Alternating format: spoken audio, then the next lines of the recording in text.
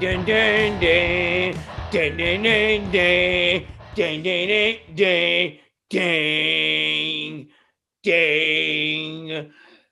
dang dang dang dang ding a ding ding a ding ding a ding ding a ding ding a ding ding a ding.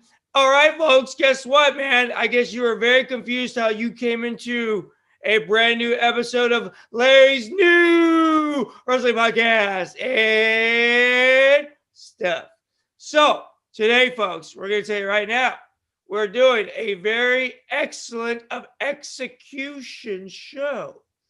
I wonder what that could mean. I would normally say it doesn't matter, but in this point, in this context, we're going to say it means we're going to talk about the best there is, the best there was, and the best there ever will be. And that is Bret the Hitman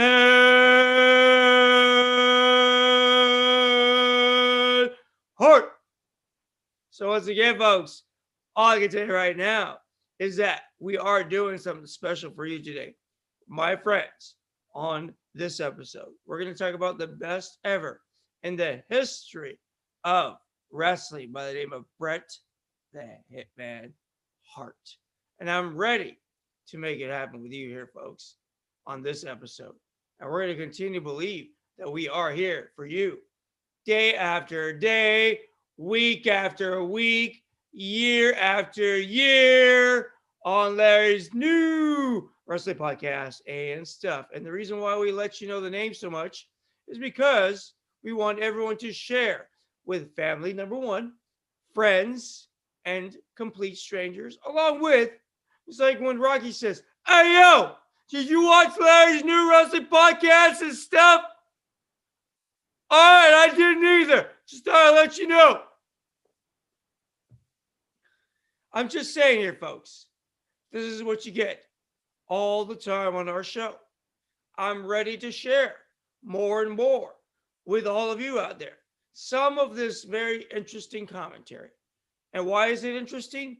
It doesn't matter. Go vegan.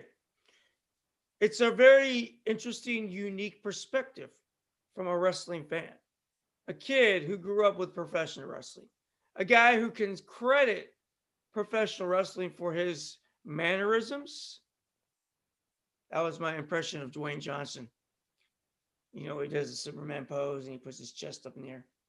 I'm just saying. Or what you gonna do when Larry Lawrence, not little Larry anymore, Larry Lawrence runs wild on you, brother. Oh, yeah, every week you never know what you're gonna get on this show, huh? I'm the best there is, the best there was, and the best there ever will be. And that's what we're talking about today on our show. But before we go there, for all those out there in the world, we are dealing with COVID still on a daily basis. I'm proud that I'm still in the best shape of my life. I'm proud that I'm still here and breathing and functioning and giving you this very interesting perspective on YouTube, iTunes, and Spotify. For those out there, thank you for subscribing. It's a little button on your phone or on your computer or wherever you press buttons. I don't know, an elevator. You can't subscribe to me on an elevator, unfortunately, yet.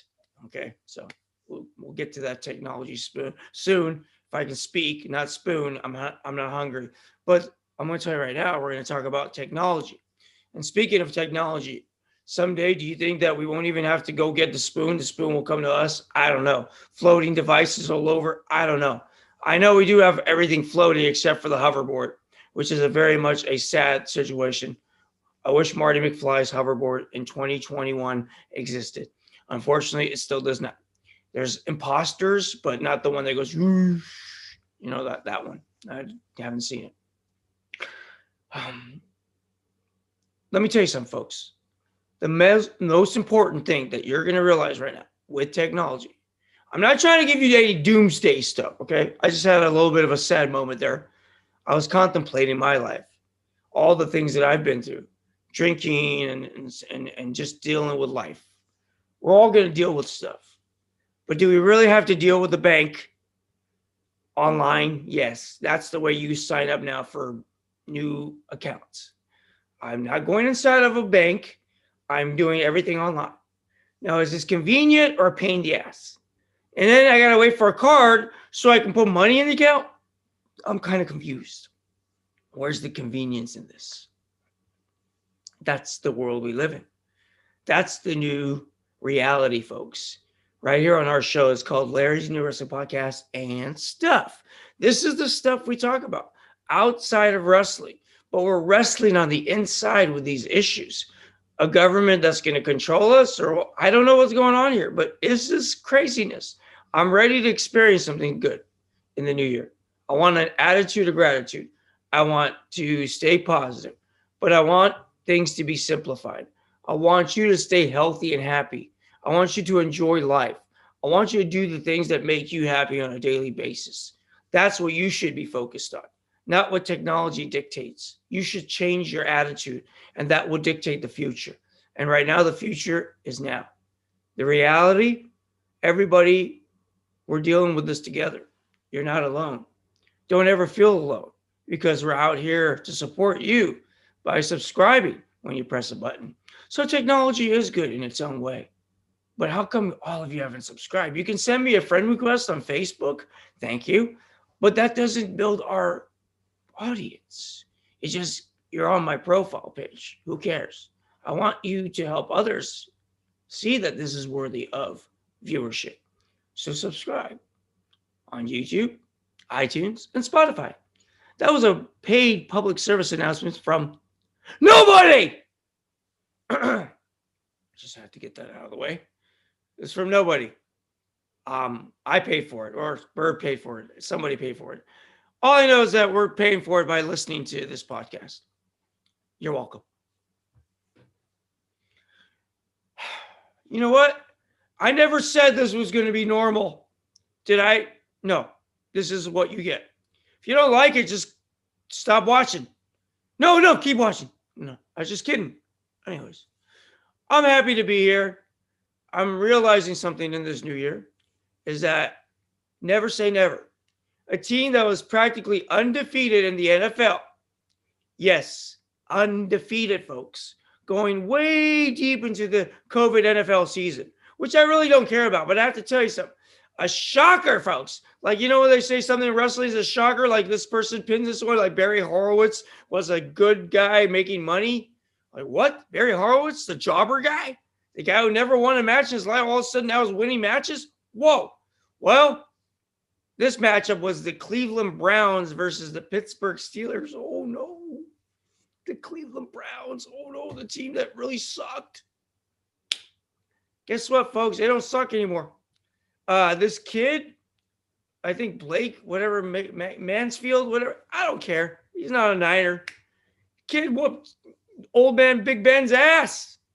I didn't watch the game, and it was because I was busy doing other things like focusing on unrelated NFL things that don't matter. It doesn't matter. But the fact is, what does matter is Big Ben's out. And this new generation of the World Wrestling Federation of the NFL is in. For those of you who understood that reference, the new generation of the World Wrestling Federation. It's the early 90s way of saying Hulk Hogan is yesterday's news. Like that would be Big Ben. And I'm trying to relate this to wrestling terms since my business partner thinks I should always connect wrestling to everything I talk about. If Hulk Hogan was Big Ben, the kid Blake Mansfield, whatever, who cares? It doesn't matter. That kid would be like, in this generation, Roman Reigns. There you go. So the Roman Reigns just took out the Hulk Hogan. There you go, Bird. Wrestling related. That's what Big Ben was. He's old. He's no longer. I don't like saying Hulkamania is ever going to be old, but the Steelers won a Super Bowl. I always thought he'd win another, but it looks like no, not even in football, COVID football. It's called the CFL, COVID Football League. Anyways, then people will think it's Canadian. Nothing against our Canadians. Bret the Hitman Hart. We're going to be talking about him a little bit later. Nice segue. But the whole point of the NFL, it just doesn't matter to me personally because it just didn't have the fans. It didn't have that energy. Just like when LeBron won a title this year, he didn't win it. It's going to be an asterisk. Lakers, my old team. Anyways, I'm just a little bit bitter. Oakland A's baseball, that's coming back. I bet you there's going to be a great result of came close, no cigar. But you know what? I'm still going to be loyal to the world champion Oakland A's, the world champion 49ers, and the world champion Lake Show when the other guy leaves. And I'm a man without an NBA team. I support Detroit. I support Miami. Those are sexy places. Who knows? Anyways, the whole point is this. Is there a point? Yes. The reason why sports is lacking is energy. Just like the WWE right now. Until they get a live audience. 61-year-old Sting, even though he's on AEW and he's there, he's 61 years of age. And he comes out with a ball bat and he's trying to represent a guy who's skinny as me. So I guess Sting would be representing my dumbass. Okay, there you go. Nice way of explaining Darby Allin and Sting. Both guys, one with generic makeup and a skateboard, the other one with makeup that looks more mean and not less, is more of a tough guy. Your makeup, Darby Allin, is like, I'm a sissy boy. Sting's is, this is Sting. But yours is like, I'm Darby Allin. I'm just saying, folks, if you watch him, you'll see. The modern wrestling fan doesn't care, though. And they don't juice anymore. So there you go. So Darby Allin, skinny, Sting, buff 61-year-old guy, but he looks good in his suit still, the one-piece thing he wears. And he's still got the cool jackets. Now it's got red print on the back. So it kind of looks very dark and the crow, like he always wanted to. I like the old Sting. The one, ow! You know, the one with the spiked blonde hair. Blonde hair. Whatever color this is now. But anyways, the whole point. Sting, AEW, needs an audience. That's where we were going with this, folks. Why don't we have an audience? COVID. When will we have an audience in 2021 this year? Like an actual, 20,000? Is that going to be too much? Who knows? We'll have to wait and see. It may never come to life again, pending this pandemic. So there's a lot of factors going on with wrestling, sports, and life in general. And sometimes tragedy strikes.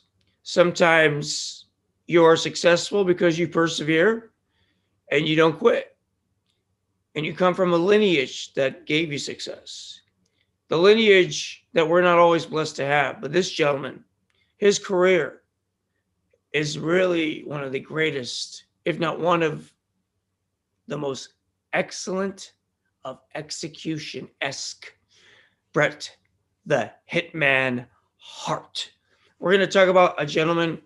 You know, I didn't do him right away because that sounded weird. I didn't do a bio or a podcast about Bret until now because I didn't want to do it in an injustice. I wanted to prepare. I wanted to be ready. I wanted to take my game to the next level and be the excellence of podcasting. And the reason why is because Bret the Hitman Hart is one of the most influential in my pursuit of wrestling. I've been a fan of the pink and black right behind Hulkamania pretty much because, around the same time because Hart Foundation and Hogan were both there. So I would put in my interest into the mid-card like I was putting into Hulkamania. But of course, if you watch the Royal Rumble 1988, this gentleman did not have the same market label to him. Like the attention wasn't given to him wholeheartedly, no pun intended. But Bret Hart was the number one entrant in the Royal Rumble in 1988 against Tito Santana. Yaniva!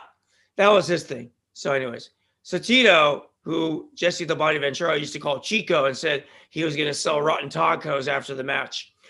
That was considered normal humor of the 1980s, but today's world would be considered un-PC-like. Well, that's where wrestling has gone. And that's why old school wrestling will be always the best. And that's what we talk about. That is what we talk about, if I could speak on this show. I didn't want to do an injustice to Bret the Hitman Hart because he lasted all throughout that Royal Rumble, all the way to almost the end with his tag team partner, Jim the Anvil Neidhart, because the bad guys would support the bad guys, I noticed, and the good guys would support the good guys in that very first Royal Rumble. But even Vince McMahon and Jesse don't even acknowledge the Royal Rumble match, the very first, until they're done talking about Hogan and Andre. So they were always giving us what was the main focus. Oh, yeah. And then, by the way, here's the Royal Rumble. That's what it kind of was like. But Jesse was the one who initiated events. So let's get back to the ring and the action in the ring.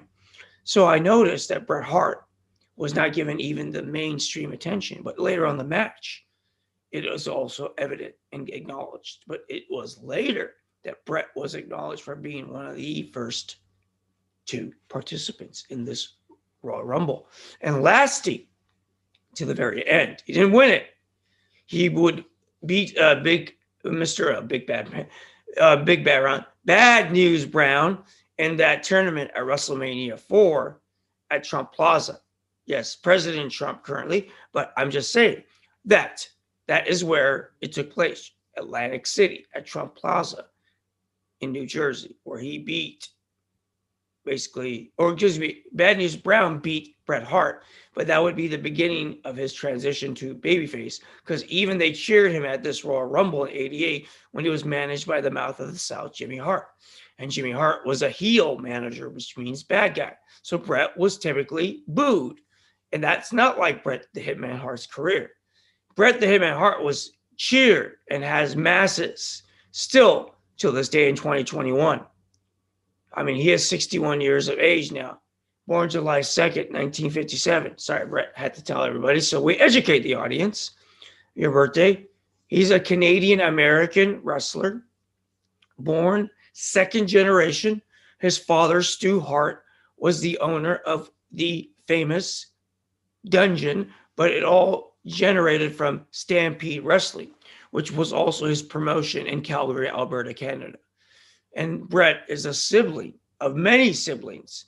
And we have the list. Oh my goodness, 11 siblings. We have the list of the brothers. Listen up. Roll call. Okay. Number 1, brother Smith. Number 2, brother Bruce. Number 3, brother Keith. Number 4, brother Wayne. Like Wayne's World, party time, excellent, woo! Anyways, I just had to, sorry. Dean, like Dean Cain. Not Christopher Reeve Superman, but Dean Cain was TV show Superman.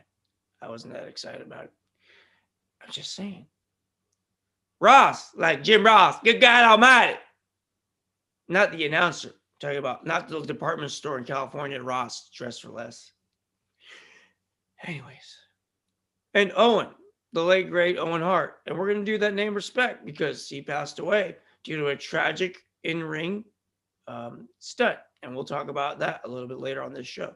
Because Bret and Owen had one of the greatest matches at SummerSlam when he was willing to wrestle his own brother, blood brother, not acting brother, because there was acting brothers like Undertaker and Kane. They're fake brothers, just in case you didn't know that Hell and Brimstone they're not related.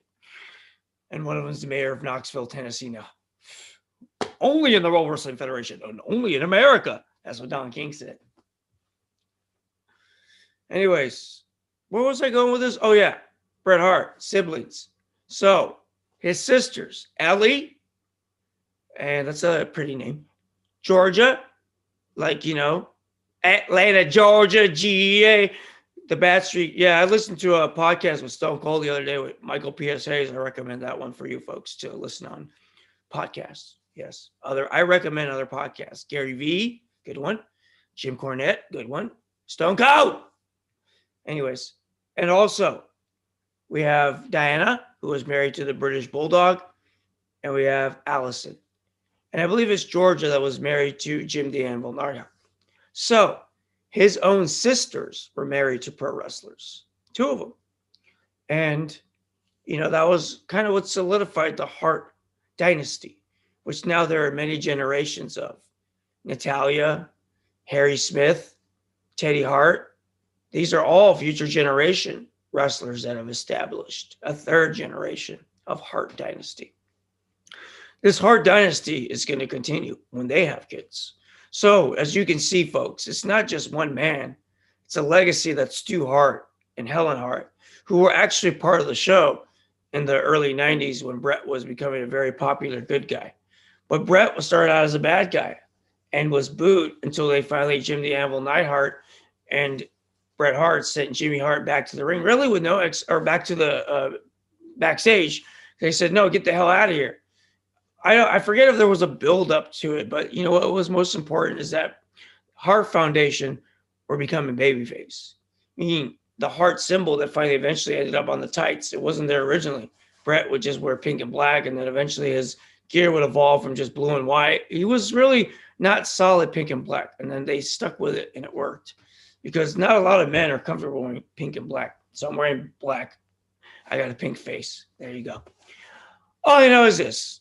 Is there a reason why we're doing this? Yes, to explain one of the greatest Mount Rushmore careers in the history of professional wrestling. If you don't know Bret the Hitman Hart, it's because you didn't follow wrestling. But if you watch Lois and Dove, he's also credited as an actor and a writer. So Bret has many credits, okay? He's also an aspiring filmmaker, and I know from firsthand because he is always had ideas, always wants to be a part of something special, and making sure the name of his family is respected. And he was screwed over in Montreal in 1997 with Shawn Michaels.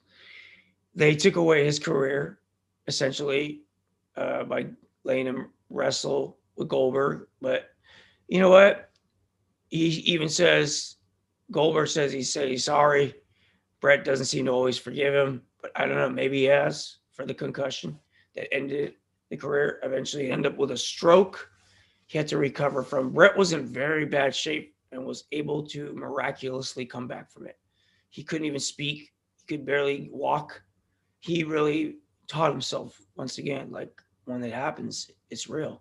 So that those years of head trauma can lead to other ailments and CTE, this brain damage stuff, like taking those chair shots. Bret was a part of that generation.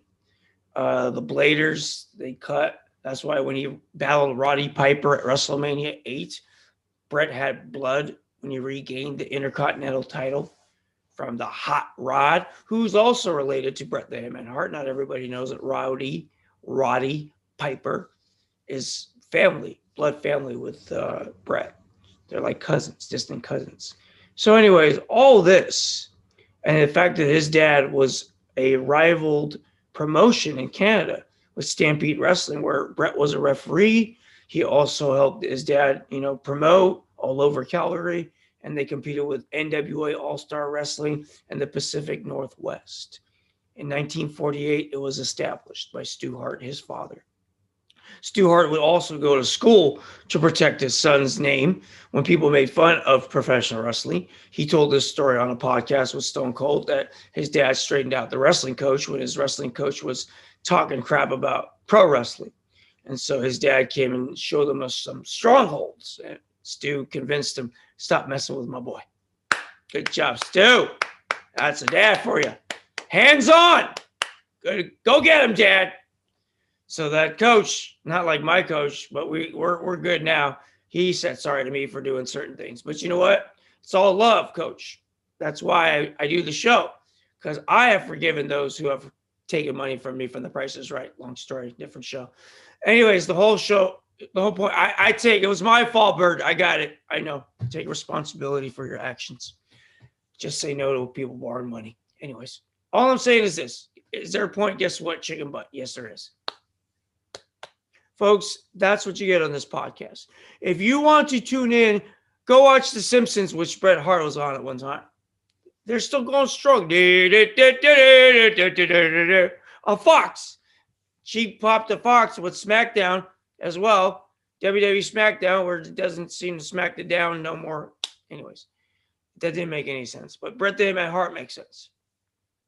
Vince McMahon bought Stampede Wrestling, and he would essentially take the name and all the rights to it. But then the brothers, I believe it was Bruce and I believe Ross, bought the name back and utilized it from 85 to 89. I don't know what deal they made with him, but in 84, essentially, it was done. And 1948 was when it was established. But Bret would end up with a career because I guess when he took Stampede Wrestling, I believe he said that that meant Bret came along with it too, and he would work for Vince then and become a wrestler.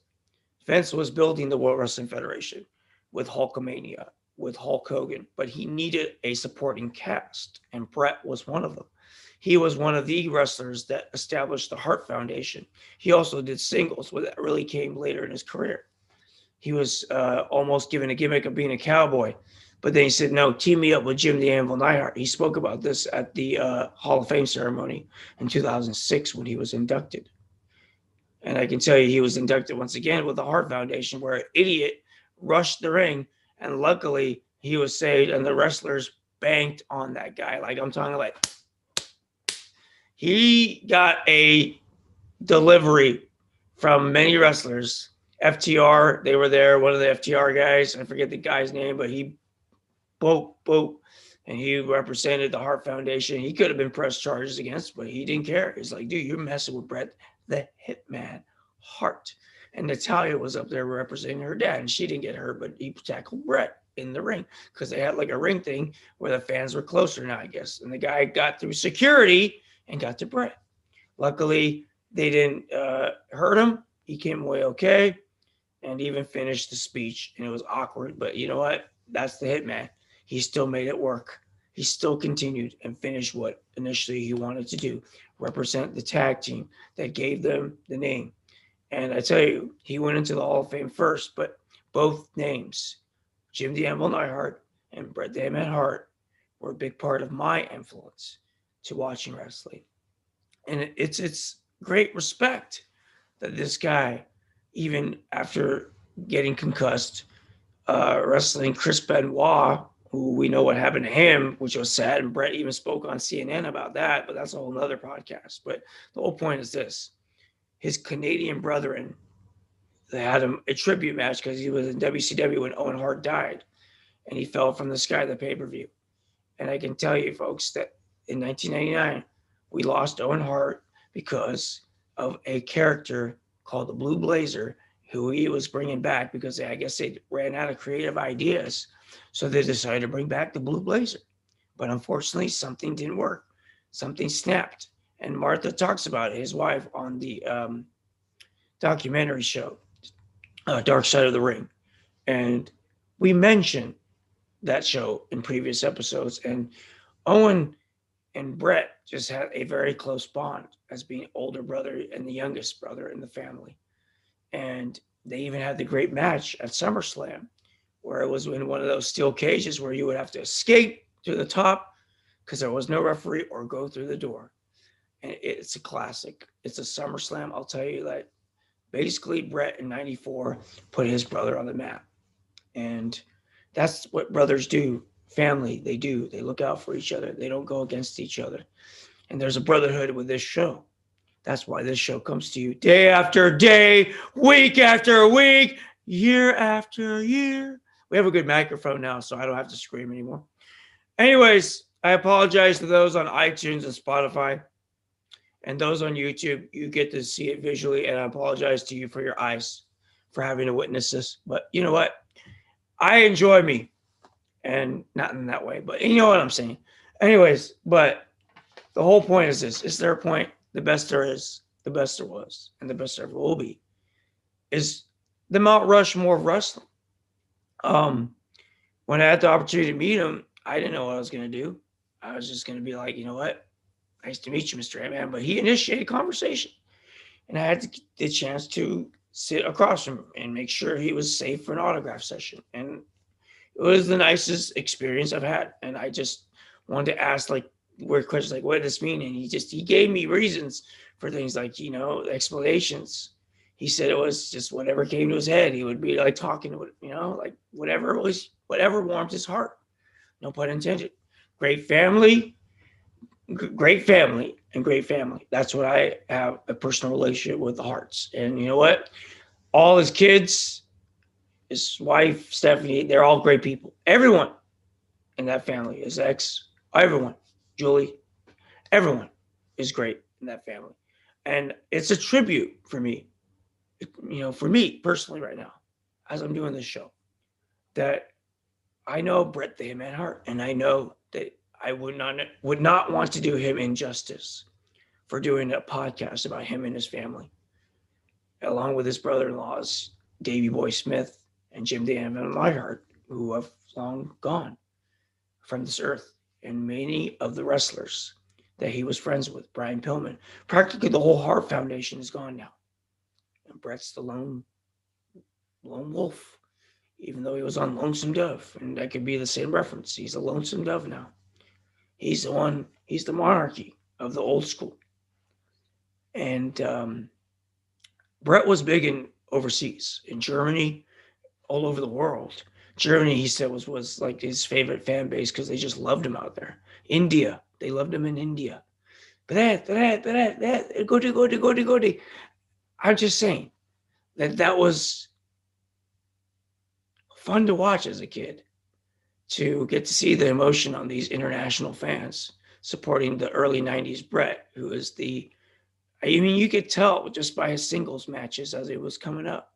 But Piper put him on the map, I think, with that match, Blood. That's when they bladed, and the blood was there at WrestleMania in front of kids' eyes.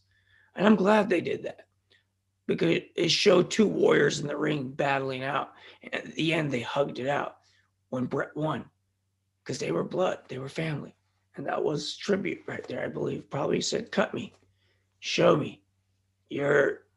And Roddy had not won except for that Royal Rumble title against the Mountie, but he put it back on Bret where it belonged. This young guy coming up, and Roddy had already paid his dues. He had nothing to prove.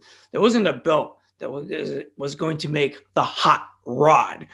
Bret the Hitman Hart, though, two-time tag team champion, two-time Intercontinental champion, and eventually would say two-time WWF World Wrestling Federation champion, along with numerous WCW titles. But the titles didn't make Bret. What made Bret was his style. Now, people will say his promos weren't the greatest, but you know what? I was engaged, especially when they were tag team promos. When he would throw it off to Jim, and Jim would say, yeah, and grab his chin hair. Yeah, that was his laugh. Yeah. And then Bret would do his smart promo and then throw it over to Jim, who was just insane. He was just crazy. And I had the opportunity to sit with him at a hotel room and just shoot the you-know-what with him at night. And he was definitely educational. Great guy, Jim Danville, I heard as well. And I got the privilege of driving both of them to a bowl-a-thon in Sacramento in pouring rain, and the family in tow. And I'll tell you right now, I'll never forget that night and the gesture that was held to me to stay overnight at a hotel provided for me. I'll never forget how much heart that was. Sorry. Yeah. Sometimes it hurts to know that the most famous people can be the nicest. That's why this episode is going to be difficult, because it's personal. I won't forget it for the rest of my life.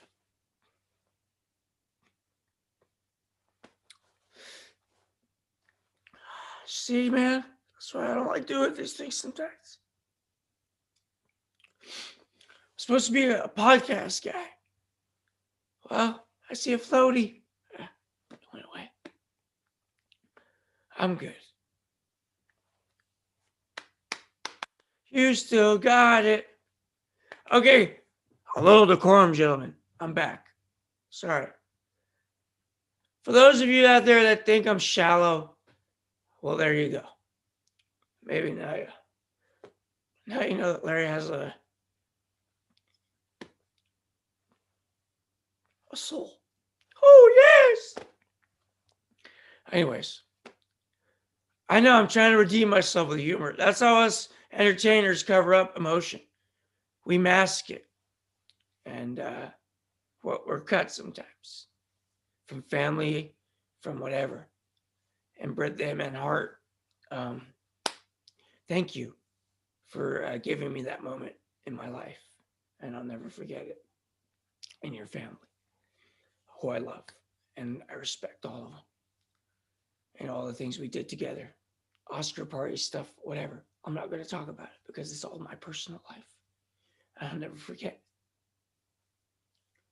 But thank you, Bret, for being the best there is, the best there was, and the best there ever will be. Thank you, Bret, for having a SummerSlam 1992 match where you put over your brother-in-law and you wanted him to come over and you wanted to build that storyline of brother versus brother-in-law. But you said Davey wasn't listening to you. And maybe he was caught up because you put him over. Remember, this was his push in his eyes. Maybe he thought he was getting that push to the World Wrestling Federation title now. But you ended up getting the push instead. And we were rewarded with this. Even though the British Bulldog had a great accent and a great look, they never made him heavyweight champ. They never made the Anvil heavyweight champ. They made you the heavyweight champion of the world. And that Shawn Michaels screw job. And you had some great matches with Shawn Michaels in the early 90s. You, Bret the Hitman Hart, had great matches against Razor Ramon. You, Bret the Hitman Hart, had a great match against Ric Flair, who you beat in Saskatoon. And you won your first World Wrestling Federation title. And you said, dreams do come true. And you held that belt up because they do. Because Hogan had left. Vince had segued out of the older Hogan. And he said, Bret, you're my man. And you took the realm of being the number one man in the World Wrestling Federation. You took over I guess you could say, you took over the number one position. And you became a part of that Mount Rushmore of wrestlers like Hogan, Flair, and Hitman. You see those three right there? That's what the 80s and the 90s were. Those were the three names that you thought about when you thought about the best in professional wrestling. You said Hulk Hogan, brother. You said Ric Flair, woo! And you said, I'm the best there is, the best there was, and the best there ever will be. And you believed it, and you sold it to us, fan. And we bought in to the pink and black attack. And I myself, I'm a Hitman fan. And I believe in the fact that you can accomplish anything in your life. If you put your mind to it, you can accomplish anything. Even a podcast, which right now we're celebrating 3 decades worth of podcasts. You do the math, but you know what? It doesn't matter because we're going to keep bringing them to you day after day, week after week, and year after year. Like he is the best there is, the best there was, and the best there ever will be. You see how those go together right there, folks?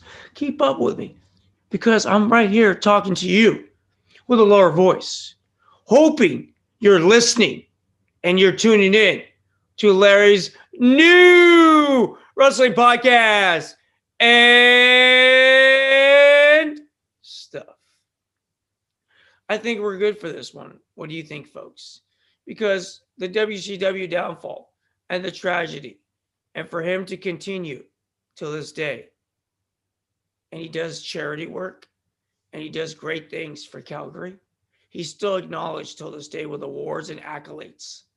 Bret the Hitman Hart will always be one of the Mount Rushmore of professional wrestling, where he even pays homage to Danny Hodge. He pays homage to Danny Hodge, an old school 1988 wrestler. He died at 88, a 1940s and 50s wrestler. His dad, Stu Hart, great wrestler. Okay? But Bret the Hitman Hart was one of the greatest of my generation. And I had the chance to watch in the ring live at WrestleMania 12 when I drove with my friends and I skipped out on working at Great America for Halloween Havoc in 96. 96 was a great year for me that I was skipping out on things, even left a job, my first paid acting job. They said, you're not going to come back. I said, whatever. That's my second podcast, by the way. But I skipped out and I drove with my boys down to Los Angeles, as Stone Cold would call it, Anaheim, And we went to WrestleMania weekend where I told Doc Hendricks, free birds. And he was like, yeah, brother. It was a fun weekend. They even went to the Shake and Bake, and I stood outside. I'm not going to get into it. You figure out if you don't know what Shake and Bake is, like, the girls are Shake and Bake. Anyways, G-rated show, remember, folks. We're trying to get the kids to watch. Anyways, we had a good weekend. I didn't go inside. I was a gump.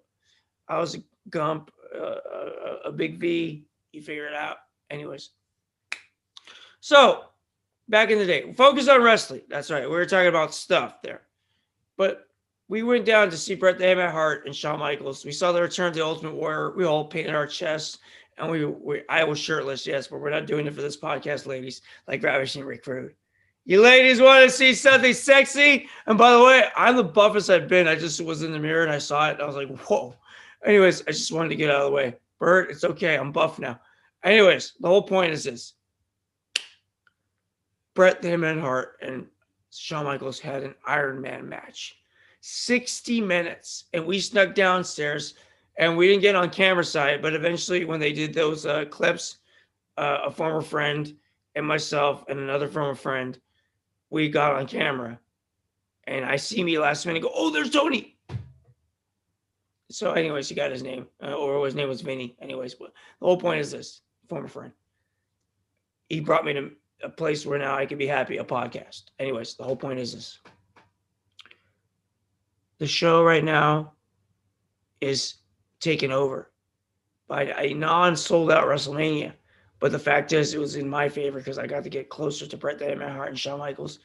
And I can tell you, though, this WrestleMania made me understand that a 3/4 full downtime wrestling, even though it wasn't sold out, I was still a fan. And I was still wanting to be there and pay my hard-earned Great America money as an actor. My first paid acting job, that paycheck went to the Iron Man match at WrestleMania 12. And I'll never forget it. Just like I'll never forgot my relationship with the Hart family till this day. I love you all. You are the heart of Calgary, Alberta, Canada. And I can tell you right now, as we end this show, no matter what you go through, a rainy day getting the Hart family to Sacramento safely, or a happy day where you get to do a podcast about them.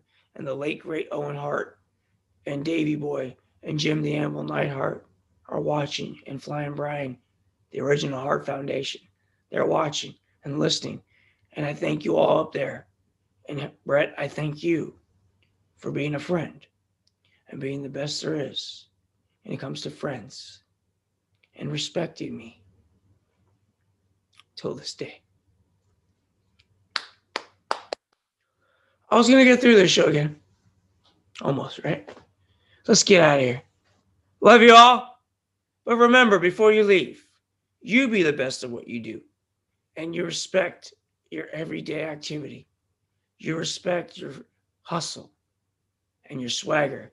Dun, dun, dun, dun, dun, dun, dun. And you wear those shades and you give them to the little kid. I don't even have those shades, but I have something more personal in my room. It's on the wall. And thank you for signing it and personalizing an autograph poster of you that's in a frame.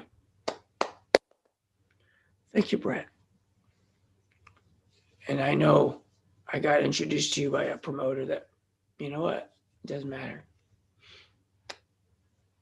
We're good.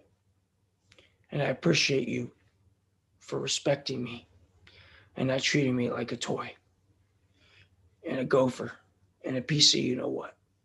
You treated me like a man. And for that, I will forever be heart to you. And thank you, folks. Because remember, our lives are whatever we make of it. Just go out there into the world today and do me a great big favor. And don't just do it for me. Do it for yourself. Go vegan! We didn't do it enough this show. Anyways, thank you. Love you. Our lives are whatever we make of it. Just go out there into the world today and simply make it a great one. Thank you for tuning in to Lightning Strike Studios presents Larry's new wrestling podcast and stuff. Basso, take it away. Shukran. Bye-bye, my friends. Okay, guess what? Check it out. Bye-bye now.